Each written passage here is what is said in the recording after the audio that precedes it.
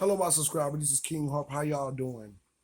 I'm back again with the black, media and talking about things. This is King Harp. Subscribe to my channel if you have not subscribed.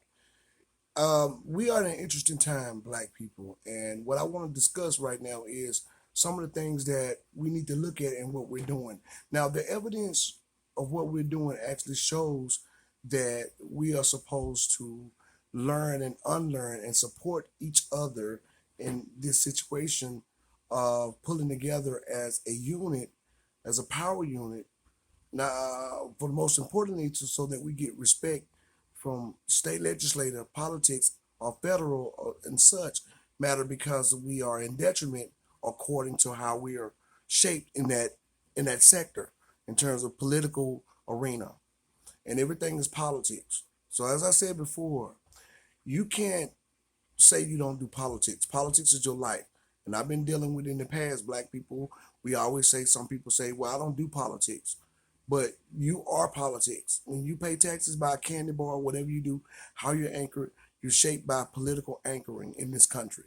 It's over your head. You are born and shaped into politics. So you can't say you don't do politics because if you don't, they will do you. At some part, you do politics, even if you are complicit, which means you're not saying something that you should say or standing when you should stand. So you're being quiet about something that you need to make noise about or that you need to understand. We, as descendants of slaves, have been shaped a certain way where we're not throttling in the way in which a people should throttle in terms of a society. And that's because we're in a political society. And most everything is politics. Politics is your life. I need you to know that. We're political and we're teaching our community and showing each other that politics is important. Because even in terms of it meets you at your front door, it meets you at your home, it meets you in your life. You eat it, you live it, you breathe it. And when I go out to the store, I befriend black people, which is sometimes kind of hard because some black people are not woke. And they wonder why you looking at me and why you talking to me. You're supposed to be a stranger. But no other community are strangers to each other. We're the only ones, you know. So everybody understands the shaping of reality in terms of self-preservation and politics because they have not been locked away from it.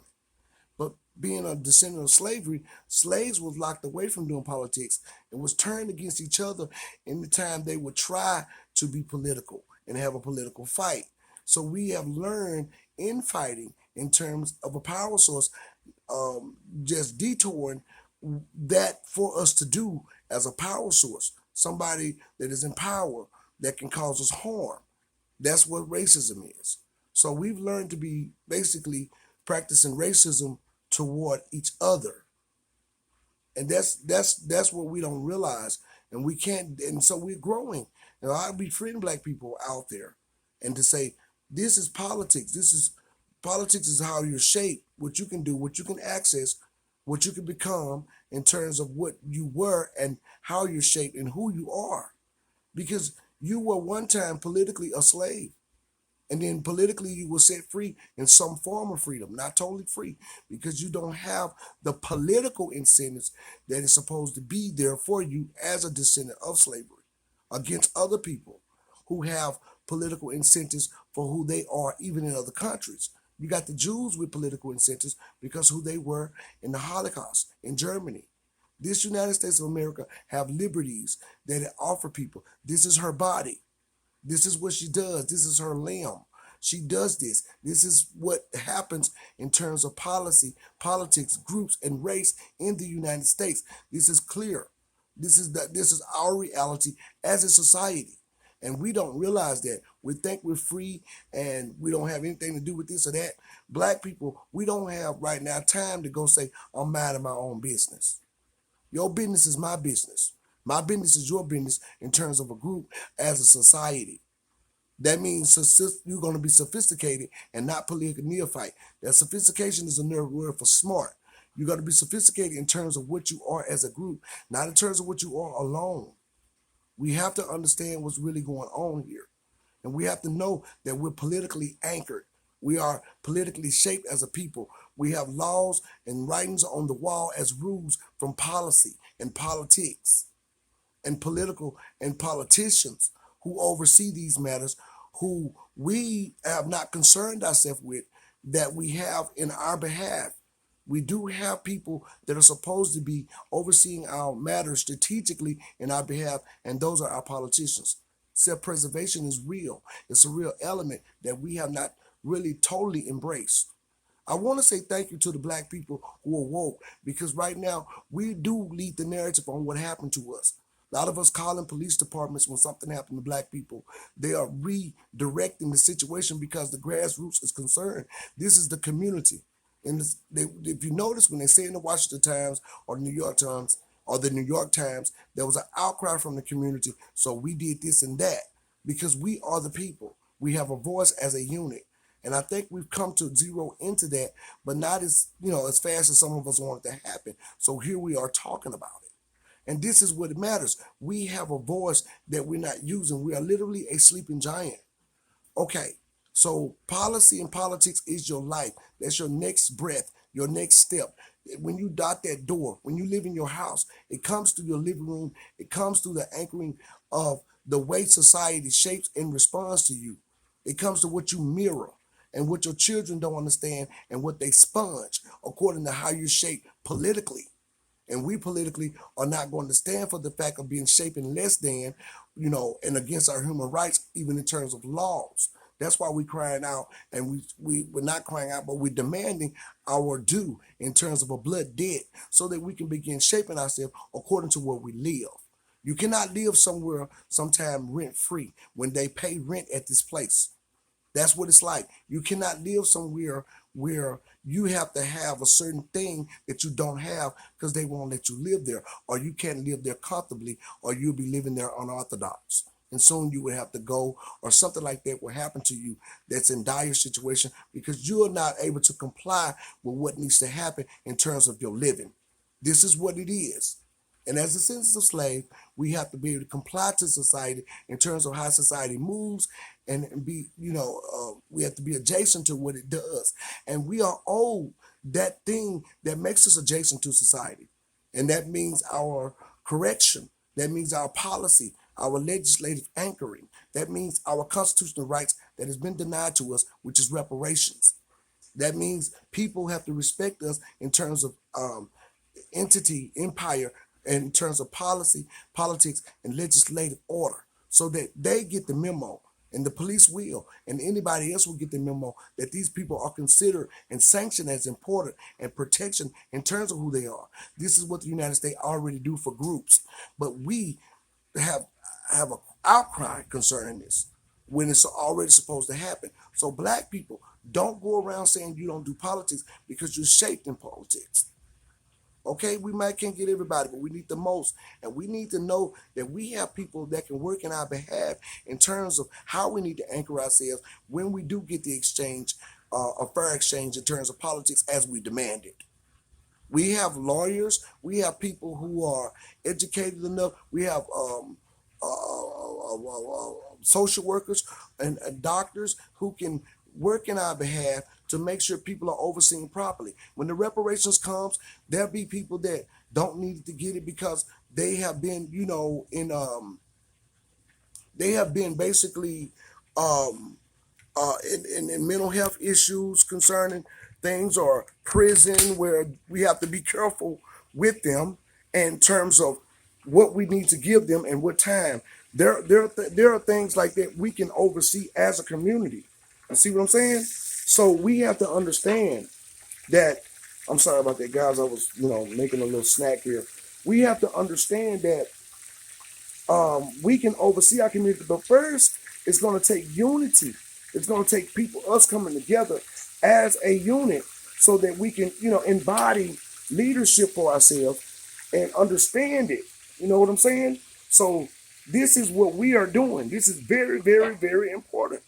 So we have to do that. We have to realize that it's important for us to be in that space. It is very important for us to understand this space and understand what's going on as we are, and we literally are in a war. Because it's an act of war to even be corrected in terms of the way you're sanctioned as a descendant of slavery. That's an act of war because you're still in that shaping.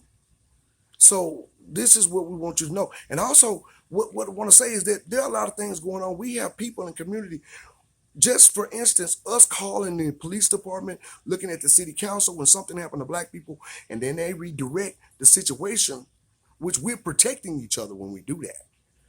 Same thing like with Ronnie O'Neal, the guy O'Neal, just for instance. He running around trying to protect himself, from a death penalty, which if y'all heard about Ronnie O'Neal, that shot his wife, killed his wife and his daughter, and was going to kill his son, is looking for the death penalty. The guy who been in the media, people are laughing about it. But we have lawyers who can jump in there and say, this man may be insane.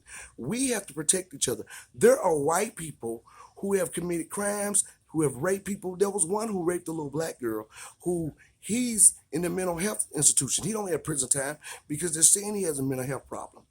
And actually, he raped somebody and just got out of jail and did that to that little girl. But see, we have to care for our people in a way in which we understand that we are all we got in terms of protection. We don't really gather self-preservation fully as a full concept, but it's very important. And us not having that is very dire. It's very dire, and it should be easy for us to do. But as a society, we have been shaped to believe that, okay, we're going to let the courts handle that. Who are the courts? Okay? So these are groups. Who are the courts? Anybody else that deal with any situation, whether it's courts, states, community, they always have someone who mirror who they are. If you look at the Asian guy, what's his name, Peter Lee Yang, he had an Asian judge when he shot that black man. I mean, you got to look at your peers and understand we as a nation have not been practicing self-preservation. And that's what we need to do. And we need to understand that we've been hacked. We've been hacked. Sheila Lee Jackson is not even the American Negro. She's from Jamaica, which she's the head of the Congressional Black Caucus in these United States, where we are the American Negro, and she's not.